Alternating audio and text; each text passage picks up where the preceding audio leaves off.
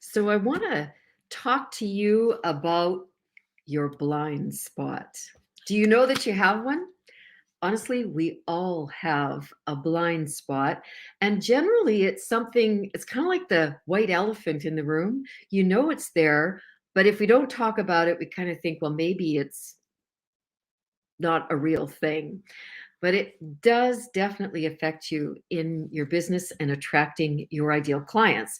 And if we haven't already met, I'm Lauralee Lyon, creator of Mind Your Business, and entrepreneurs hire me to help them with their client attraction. So we move all of the fuzzy, airy fairy explanations around who their niche is, who their avatar, who their ideal client is, so that they can make money doing what they love. And so, do you know what your blind spot is? Or do you not even think about that? Or is this the first time you're hearing about it? Well, I always knew there was something that was preventing me from getting the clients. And it didn't make sense to me because often I had lots of clients, I made lots of money, but the ones sometimes that got away were like, why did that happen? So there's actually three parts to that I want to share with you today. Three tips that are um, something that'll serve you. First of all, your ideal client is not anybody with a body. And I can talk to you about this and why I'm really passionate about getting you into niching down is because I know how painful it is. I was stuck there for so long.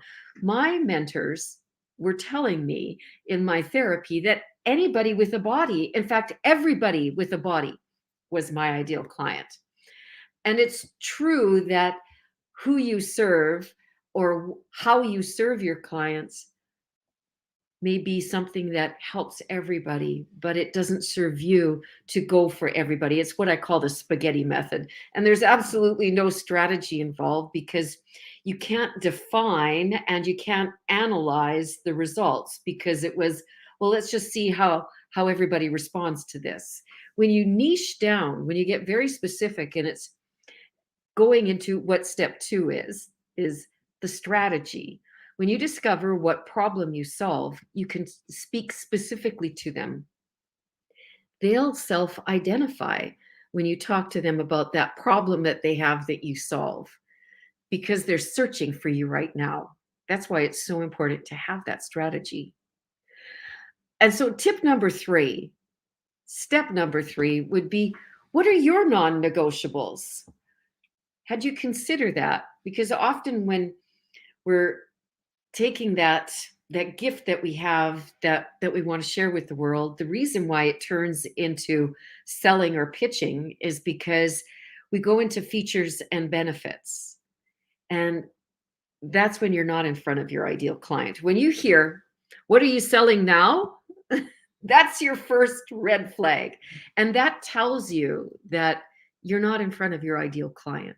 And it's the most uncomfortable place to be. It's a place I was for too long. I sometimes, honestly, this was the most embarrassing for me when I was being introduced to someone and I was in a group of friends and they said, don't ask her what she does. It's way too long. That's when I knew I was in trouble and I knew I had to find a new way. So let this be that you're hearing this message for a reason. And it's your red flag to figure out who your niche is. And it starts with what problem you solve, for who you solve, and that your non negotiable is going to put you in that category of people that you love working with. Because here's the thing, if you have a high ticket or even a low ticket, which can be even more uncomfortable if you're in a low ticket group with people that are not your ideal client, it doesn't matter how much you're charging them. They're going to find everything that's wrong with your program and you because you're not with your ideal clients. Having just one client that's not your ideal client in a program with you for 6 or 12 months will help you to get very clear about who you don't want to work with. So that's why you want to find out who you do want to work with. So, what are your non negotiables? And that can be as simple or as complex as you decide that it is. That's truly one of the best gifts of being an entrepreneur is that you get to decide. So some of my non-negotiables are that they have to be willing to try new things, that they come with a learner's mind. A kindergarten, a kindergarten child is like, tell me everything. Yeah, I want to know. Not the skeptic or the, oh no, I don't do that. No. Um, I have a therapy background. I have for of the 30 years that I've been an entrepreneur, the last 10 years has been in the field of body mind connection, teaching people to understand how they've come to be in the shape that they're in. I'm very niche in that field. And in a retreat environment, I teach people to understand how they've come to be in the shape they're in. So I take them on a really deep journey. So in your business, I take you on a journey to understand why you're blocked or resistant, or why you just don't have the flow. So we open up the flow through understanding and creating your ideal client, your niche, and the program that you want to deliver. Because if you're spending any amount of time doing what it is that you love, you want to love it. Especially if you're doing it for 12 or 24 months. You know what? If you have a program that is 6 or 12 months and you really deliver on it, your people want to stay with you. So you want them to return over and over again, especially if they're your ideal clients. So you don't, if that feels like a burden, then you're not in your niche market.